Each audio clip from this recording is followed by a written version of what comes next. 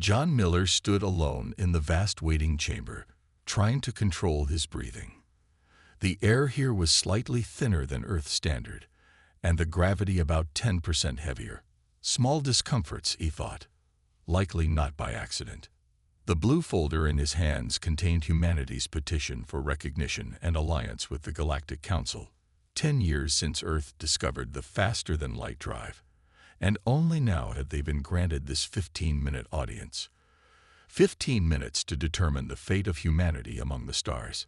"They're ready for you now," said a small hovering robot in a voice like wind chimes. "Please follow the illuminated path." John nodded and stepped onto the glowing blue line that appeared on the polished stone floor. His footsteps echoed as he walked. The sound seemed too loud, too organic in this perfect, sterile place. The doors ahead, easily 30 feet tall, slid open without a sound. Beyond them lay the council chamber. John had been briefed extensively, but nothing prepared him for the reality. The chamber was a perfect circle, at least 500 feet across. Tiered seating rose in rings toward the distant ceiling, filled with beings of all descriptions. Some looked almost human. Others were clouds of light, or masses of tentacles, or crystalline structures that pulsed with inner light. And they were all silent, watching him. At the center of the chamber was a small podium, bathed in soft light. Around it, on elevated platforms, sat the 5 members of the High Council. The Arcturi representative resembled a praying mantis, 10 feet tall with compound eyes that gleamed like oil on water. The Morthal was a shifting column of living metal. The Quilleri seemed to be a mass of transparent bubbles filled with blue liquid. The Vextar had the basic shape of a human, but with skin like polished obsidian. The Gen resembled something between a cloud and a jellyfish, constantly shifting form. "The human representative will approach," announced the Arcturi, its voice surprisingly soft despite coming from mandibles. John walked to the podium, the silence crushing down on him. 300 species watching, 5 judging, all deciding if humanity deserved a place at their table. "State your name and purpose," said the Vextar. "John Miller, diplomatic representative of Earth and her colonies. I come to petition for Earth's recognition as a member of the Galactic Council and to establish formal alliance with the galactic community." His voice sounded small, even through the chamber's perfect acoustics. "Proceed with your petition," said the Morthal, its voice like metal wind chimes. "You have been allocated 15 minutes. John opened his folder and began his carefully prepared speech. "Honored Council, distinguished representatives, Earth extends its hand in friendship and cooperation. Though we are young in interstellar terms, we bring unique perspectives and innovations that your species has had faster-than-light capability for only 10 local Earth years," interrupted the Quilleri, bubbles rippling. "Most species are not considered for Council recognition until at least a century of stable interstellar presence. Yes, but we have made remarkable progress in that time. We've established peaceful colonies on 4 worlds and developed new applications off. Your historical records indicate continuous warfare on your planet until less than a century ago," said the Gen, its form rippling. "What assurance can you provide that human aggression will not disrupt galactic harmony?"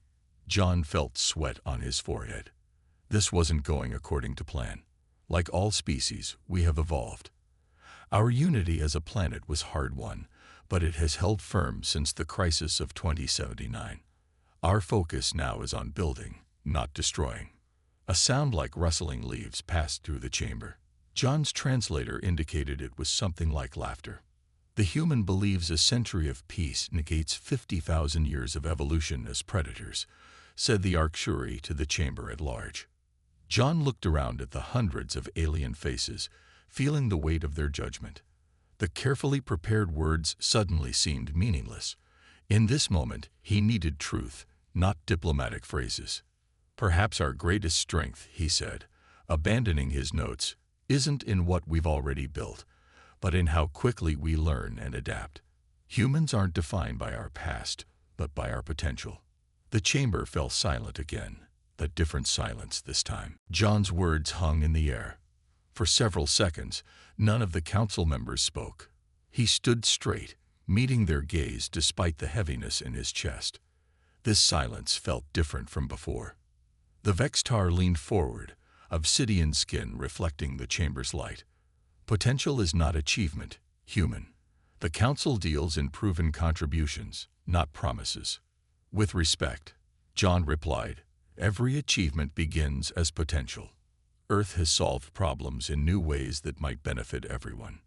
He gestured to the small display cube on the podium. It activated, showing a rotating model of a device.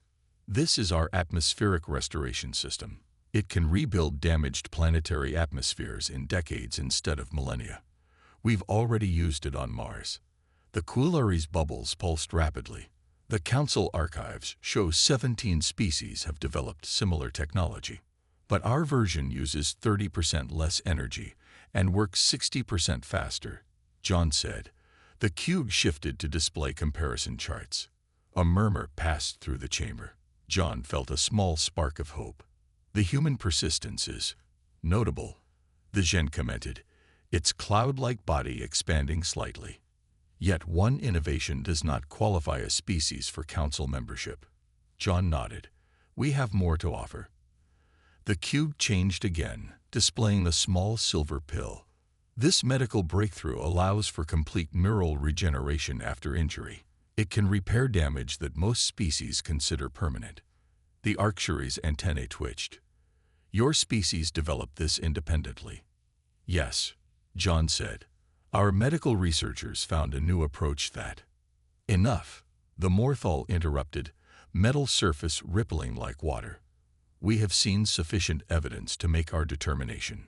John blinked in surprise. But I've only presented 2 of our 12 major innovations. I still have 10 minutes remaining in my allotted time. The council's time is valuable, the Arctuary stated.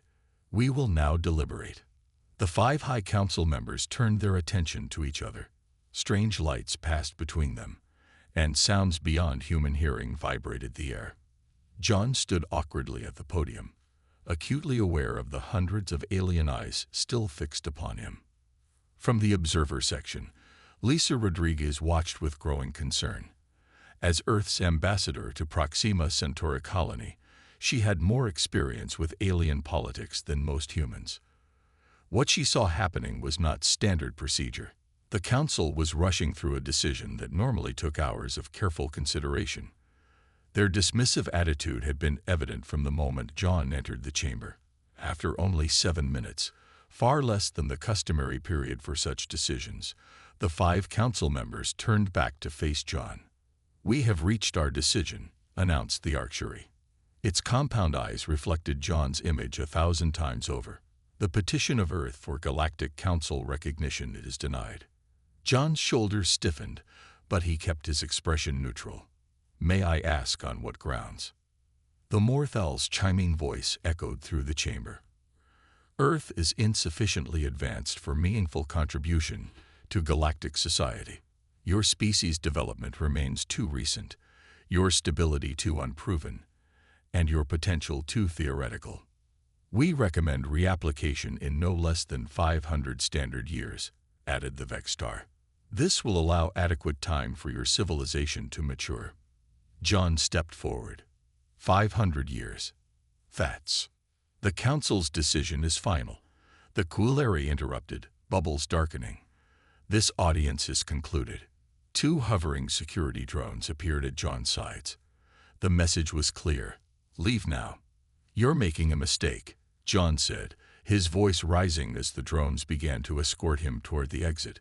Cooperation multiplies potential. Isolation limits it. By rejecting Earth, you're not just limiting us, you're limiting yourselves. The massive doors began to close as John was led out.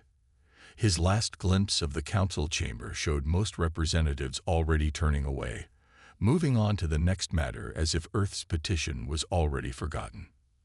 As the doors sealed shut with a deep boom, Lisa Rodriguez turned to her aide. They have no idea what they've just rejected, she whispered. No idea at all. 50 years passed quickly in the vastness of space.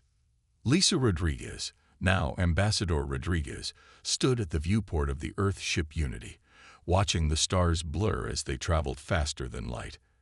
At 78, her hair had gone completely white, but her eyes remained sharp and alert. "Ambassador, we're receiving a priority message from Earth Command," said Captain Eric Barnes. Lisa nodded. "Display it here, please." A screen appeared before her, showing the serious face of Fleet Admiral Alan Cortez. "Ambassador Rodriguez, there's been a development," he said without greeting. "Our deep space monitors have detected unusual energy patterns in Council space. Multiple systems have gone dark in the past month." Lisa frowned. Dark as in communications failure. Dark as in complete silence. No signals of any kind. The pattern suggests something is spreading system to system. The Admiral's expression was grim. "Our analysis team believes it matches the energy signature of what the Xilari warned us about 3 years ago." "The void corruption," Lisa whispered. The Xilari were one of several species who had formed independent alliances with Earth after being rejected by the Council themselves. They had shared ancient records of a techno-organic play that had once threatened the galaxy, long before the current Council formed. "Correct," said the Admiral. "If it is the corruption, the Council may be facing something they're not prepared to handle. Their military hasn't fought a real threat in 10,000 years. Lisa looked out at the stars again. In the 50 years since Earth's rejection, humanity had expanded to 17 colony worlds. They had formed their own alliance with 12 other primitive species the Council had dismissed. Human innovation had continued to accelerate, unburdened by the Council's rigid traditions. "Has the Council requested our assistance?" she asked. "No. In fact, they've increased patrols along their borders to keep non-Council ships out of affected areas. They're calling it a temporary anomaly in official channels." Lisa shook her head. Pride before the fall. "There's more," the Admiral continued. "The void corruption isn't just consuming worlds. According to Xilari records, it learns and adapts with each system it takes. The longer it spreads, the harder it becomes to stop. And we're certain this is the same thing. As certain as we can be without direct observation. Our science teams have been studying the Xilari records since they shared them. We've developed theoretical countermeasures, but without access to Council space, we can't implement or test them." Lisa was quiet for a moment, thinking. Then she asked, "What are your orders, Admiral?" "Continue your diplomatic mission to the Hilarion Collective as planned, but keep the Unity at high alert status. If the corruption spreads as rapidly as the Xilari records suggest, the Council may change their tune about Earth's primitive status very quickly." After the transmission ended, Lisa continued to stare out at the stars. So much had changed in 50 years. Earth's fleet now numbered over 300 ships. Their medical technology had extended human lifespans. Their terraforming techniques had transformed hostile worlds into gardens. All achievements the Council would never see because they had been too proud to look. Captain Barnes approached, standing beside her at the viewport. "Bad news from home." "Not for us," Lisa replied, "but perhaps for the galaxy. The Council is facing a threat they don't understand and aren't built to fight, and their pride may prevent them from seeking help until it's too late." "The void corruption," Barnes said. "The crew has been talking about the reports. If it's real, and if it spreads beyond Council space, then we'll face it too, eventually." Lisa finished for him. "The question is whether we'll face it alone or together." In the silence that followed, Lisa thought about John Miller, who had died 30 years ago, never knowing how prophetic his words to the Council would prove to be. Cooperation multiplies potential. Isolation limits it. The Council was about to learn that lesson the hard way. 20 more years passed. The void corruption grew worse. In the emergency Council chamber on Centauri Prime, the 5 High Councilors faced their greatest crisis in 10,000 years. Their perfect circle was now broken. The Kulari representative was missing, their entire home system lost to the corruption 2 months earlier. The third containment zone has failed, reported the Arcturi, its normally sleek exoskeleton now dull with stress. 14 more systems lost in the past week alone. The Morthal's metallic form rippled with agitation. Our most advanced weapons merely slow it. Each attack we launch, it adapts to within days. Holograms floated around them, showing the spread of the corruption. What had begun as a small outbreak in the outer rim now consumed nearly a quarter of Council space. The pattern of its advance looked like reaching fingers, or perhaps hungry roots. The military recommends abandoning the outer sectors entirely, said the Vexstar. Pulling back to defend the core worlds only. Abandoning 3 trillion citizens. The Gen's cloud-like form darkened. Unthinkable. Yet what alternative remains? Asked the Arcturi. Our scientists have found no weakness. Our weapons fail. Each world taken makes the corruption stronger, as it absorbs and learns from our technology. Into this grim discussion entered Karen Patel, a junior council member from the Eridu species. The Eridu had joined the council only 40 years ago, one of the few new additions in recent centuries. Their tall, slender forms and 6-fingered hands marked them as distant cousins to humans, though they had evolved on a world 500 light-years from Earth. High Councilors, Karen said with a formal bow. I have a suggestion, though it may be unconventional. The 4 remaining High Councilors turned to her with little interest. Junior members rarely spoke in emergency sessions. Speak quickly, said the Morthal. Time is precious. Karen activated her own hologram, showing a star map of space beyond Council borders. I believe we should request assistance from the Human Alliance. A moment of stunned silence followed. The humans. The Arcturi's mandibles clicked in surprise. Those primitives were denied council membership 70 years ago. What could they possibly offer against a threat our greatest minds cannot solve? Karen expanded her hologram, revealing data streams and images. The humans have already encountered the void corruption. 3 of their outer colonies were exposed 12 years ago. Unlike us, they did not retreat. The images showed human ships engaging strange, shifting vessels that seemed partly organic, partly mechanical. The attacking ships changed form during the battle, adapting to the humans' weapons. But then the human ships changed tactics too, shifting to unexpected attack patterns. Humans call it asymmetric warfare, Karen explained. When facing a superior force, they don't follow standard protocols. They improvise. They use unusual combinations of technologies. They think in ways the corruption cannot predict. She showed another image, a containment field around an infected planet. They developed this adaptive shielding that evolves as fast as the corruption does. They've successfully quarantined their outbreaks while developing more permanent solutions. The Vextar leaned forward. How do you know this? We have had no formal contact with humans in decades. I studied them, Karen admitted, out of personal interest. My species and theirs share common ancestry from ancient seeding patterns.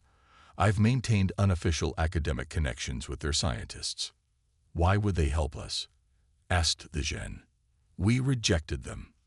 Because the corruption threatens everyone eventually, Karen said simply, and because helping others is woven into their cultural identity. They call it humanity. The 4 High Councilors exchanged looks. Their pride warred with their desperation. The Council has never requested aid from a non-member species, the Morthal said slowly. The Council has never faced extinction before, Karen replied. After long deliberation, the Arcturi spoke. Prepare a delegation. We will request audience with these humans, but we must move quickly. The corruption spreads faster each day. As Karen left to make arrangements, she wondered if 70 years was too long. Had the Council's mistake already echoed too far? The Human Diplomatic Center in Geneva was nothing like the Council's grand chambers. It was smaller, with large windows overlooking Earth's Alps mountains. Plants grew in corners and along walls. The room felt alive, organic. The Council delegation waited nervously. 4 representatives had come. Karen Patel of the Eridu, an aide to each of the 4 remaining high counselors, and 2 military officers. They had expected to be kept waiting for days as payback for how they had treated humans 70 years ago.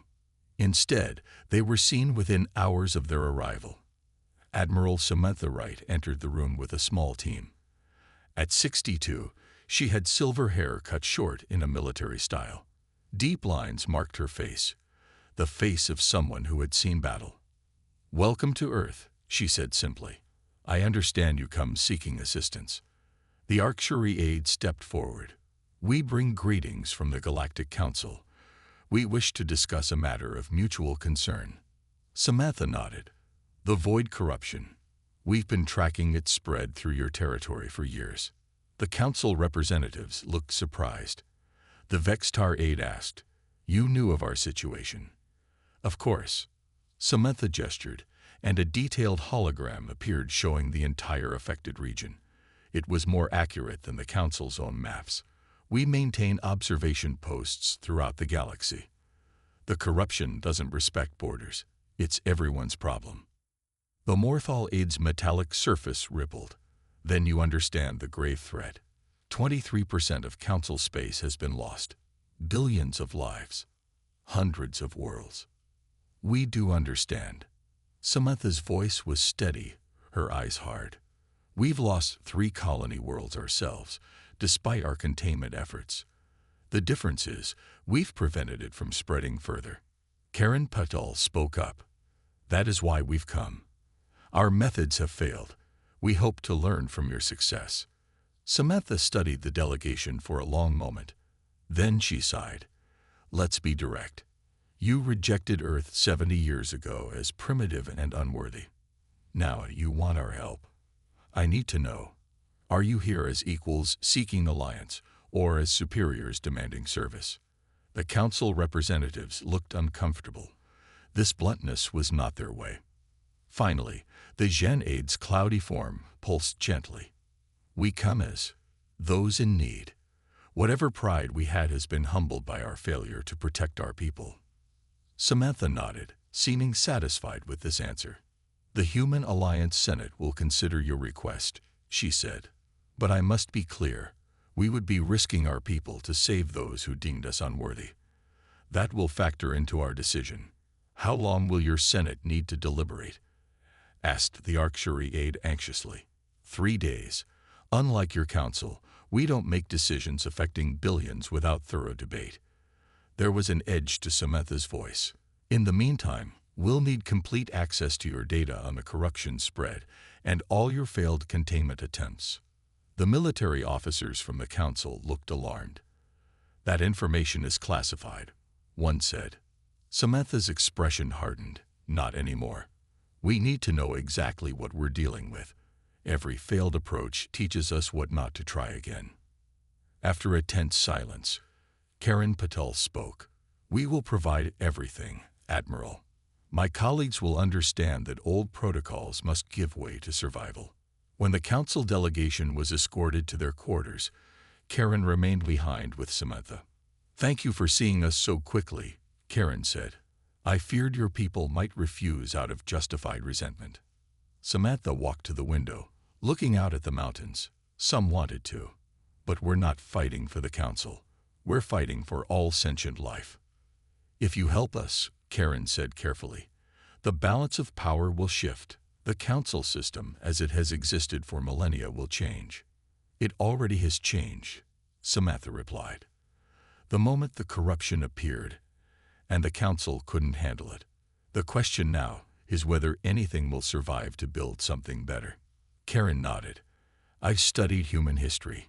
Your people often find your greatest strength in your darkest hours."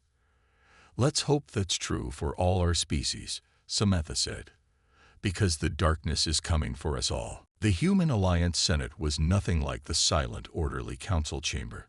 300 senators from 37 species filled the room with noise. Some shouted. Others used translator devices that added to the din. It was chaos compared to council meetings. Karen Patel sat with the council delegation in the visitor section. They watched with growing concern as the Senate debated whether to help them. "These are the people who called us primitive," whispered the Arcturier to Karen. "They behave like children. They call it democracy," Karen replied. "Every voice matters here, not just the oldest or most powerful." On the Senate floor, Senator Jeff Daniels of Mars Colony spoke with passion. "Why should we risk human lives for the Council? They had 70 years to reach out to us as equals. They chose isolation instead." Many senators cheered in agreement. "The Council left 3 of our colony worlds to fend for themselves when the corruption first appeared in our space," added Senator Leyland Dow of Europa. "They denied us access to their research. They blocked our ships from Council space, and now they want our help." More cheers followed. Karen felt despair growing. The anger toward the Council ran deep here. Then an old man in a hover chair moved to the speaking position. The room fell quiet. This was William Foster, son of the late Dr. Eleanor Foster, whose research had created the foundation of the void containment protocols. "I was a child when Earth's petition was rejected," he began, his voice thin but clear. "My mother spent her life studying ancient records of the first corruption outbreak 10,000 years ago. She believed cooperation was the only way to fight it." He paused, looking around the chamber. "My mother always said that the true measure of advancement isn't technological achievement, but how we respond when those who have wronged us need our help." The room was completely silent now. "The Council judged us by our past. Let's show them our true potential by focusing on our shared future." William's eyes found the Council delegation. "Because if we don't stop the corruption together, there won't be a future for any of us." A new voice spoke from the far side of the chamber. "Foster is right." It was Benny Clark, representative from Newterra, one of the colonies that had battled the corruption. "I've seen what it does to worlds, to people. No one deserves that fate, not even those who turned their backs on us." The debate continued for hours. Karen watched as opinions shifted, not to forgiveness. The Council's rejection still stung, but toward a larger understanding. The corruption threatened everyone. Admiral Samantha Wright presented the military assessment. "Based on the Council's data and our own analysis, we believe we can contain and eventually eliminate the corruption. But it will require our full combined containment fleet and coordination with all remaining Council forces." "And what will we ask in return?" Senator Daniels demanded. Wright's answer was direct. "Reform of the Galactic Council, equal representation for all spacefaring species, regardless of age or technology level, shared access to scientific knowledge, and formal recognition of the human alliance as equal partners." The vote, when it came, was not unanimous, but the majority was clear. Senate President Gloria Martinez formally addressed the Council delegation. "The human alliance will deploy our combined containment fleet to Council space. This will be the largest military and scientific operation in human history. We do this not as an act of charity, but as an investment in a shared future." As the session ended, William Foster's hover chair moved beside Karen. "Your people made a mistake 70 years ago," he said gently. "We're all about to pay the price for that. But perhaps together, we can still build something better from the ashes." Karen looked at the old human with respect. "You are wiser than the entire Council." William smiled sadly. "Not wise, just human." The war against the void corruption began with the largest fleet ever assembled in the galaxy's history. 1,000 human alliance ships joined with the remaining Council forces. Admiral Samantha Wright commanded from her flagship, the Defiance. The first battle took place at Proxima Secundus, a world on the edge of the corruption's advance.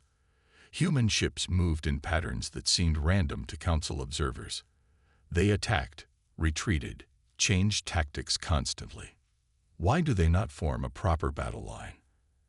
asked the Arcturian commander, watching from the command center on Centauri Prime. Karen Patel, now serving as official liaison between humans and the Council, explained. "They're being unpredictable on purpose. The corruption adapts to patterns. Humans avoid creating patterns it can learn from."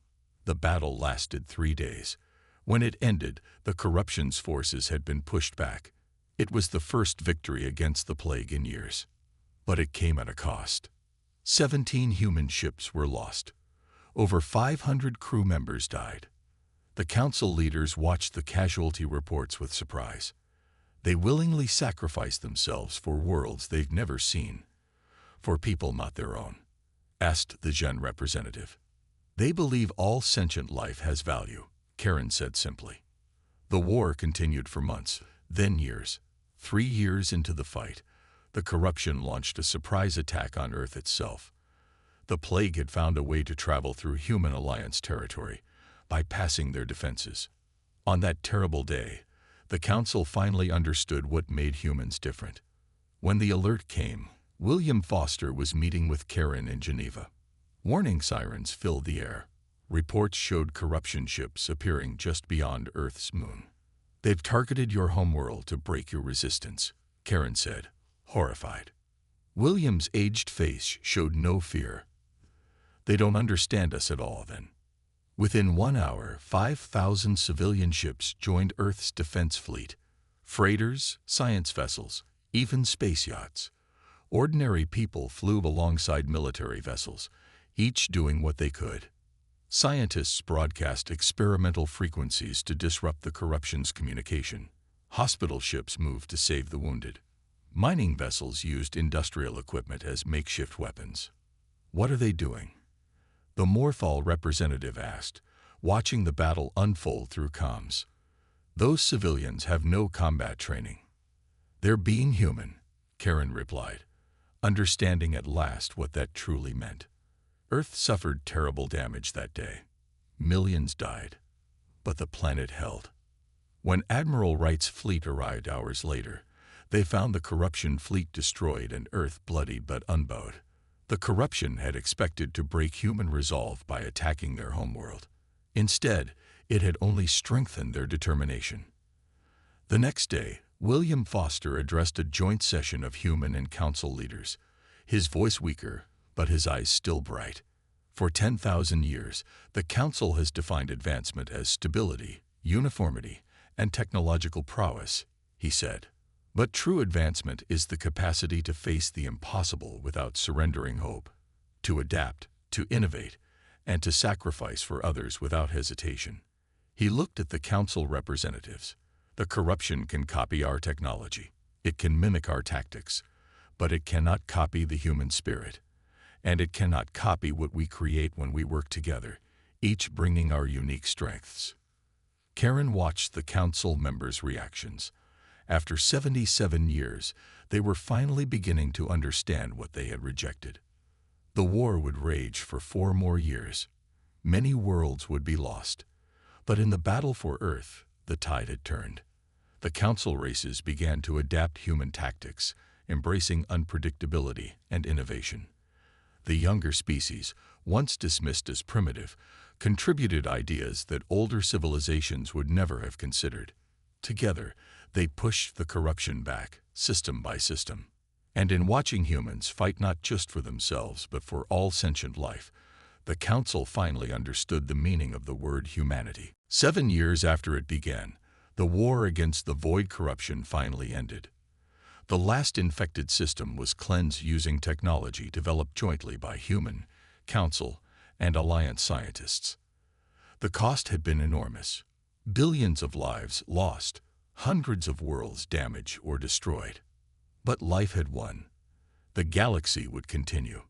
On Centauri Prime, in the newly rebuilt council chamber, representatives from over 500 worlds gathered. The room was different now. No longer a perfect circle with rising tiers that placed the oldest species at the center. Now it was a true forum, with equal spaces for all. Admiral Samantha Wright, her uniform bearing the scars of 7 years of war, stood before the assembly. At 69, she had become the face of humanity to the galaxy. Today, she would become Earth's first representative on the new High Council. "The war is over," she announced, her voice carrying easily through the chamber. "But our work has only begun. We must rebuild. We must heal. And most importantly, we must remember what we learned. The chamber was quiet, but not with the cold silence that had greeted John Miller 77 years earlier. This was a silence of respect, of shared understanding. The old council fell because it valued stability over adaptation. Samantha continued. It valued age over innovation. It mistook uniformity for strength. She gestured to the side of the chamber, where a new addition stood. It was a simple recreation of the small room where John Miller had stood alone, presenting Earth's case for recognition. A plaque displayed his words. Cooperation multiplies potential. Isolation limits it. This memorial stands to remind us of a mistake we must never repeat, Samantha said. No voice is too small to be heard. No species too young to contribute. Together, we are stronger than we could ever be alone. The new High Council consisted of 12 representatives now, not just 5. Some from ancient species, others from younger ones. Each chosen for what they could contribute, not for how long they had been spacefaring. After the ceremony, the Morthal representative, one of the few surviving members of the old High Council, approached Samantha. We believed advancement was a straight line that all species must follow. The metallic being admitted, voice chiming softly. You showed us it is more like a tapestry, with each thread contributing unique strength. The human thread saved us all. Samantha nodded, looking at the memorial. A room falls silent for many reasons. Awe, dismissal, contemplation. That day, you chose dismissal. Today, we choose contemplation. Tomorrow, perhaps it will be awe at what we build together. William Foster had not lived to see this day. He had died in the final year of the war, working until the end on improving the corruption containment protocols. But his words lived on in the new Galactic Charter. The true measure of advancement is not technological achievement, but how we respond when those who have wronged us need our help. As the ceremony ended, Karen Patel joined Samantha by the memorial. If the Council had accepted Earth's petition 77 years ago, do you think we would have been ready to face the corruption? She asked. Samantha considered this. Perhaps not. We grew stronger in isolation, developed our own path. But the Council grew weaker without new ideas. In the end, we all paid too high a price for that mistake. Karen touched the plaque with John Miller's words. His echo will guide us now. Not just his, Samantha said. All those who understood that differences make us stronger, not weaker. Around them, representatives of hundreds of worlds, many only alive because of the Alliance's intervention, began the work of forging a truly cooperative galactic community. In the chamber where humanity was once judged unworthy, the echo of that mistake had transformed into the foundation of something greater than any single civilization could have achieved alone. And in that achievement, humanity had found its true place among the stars.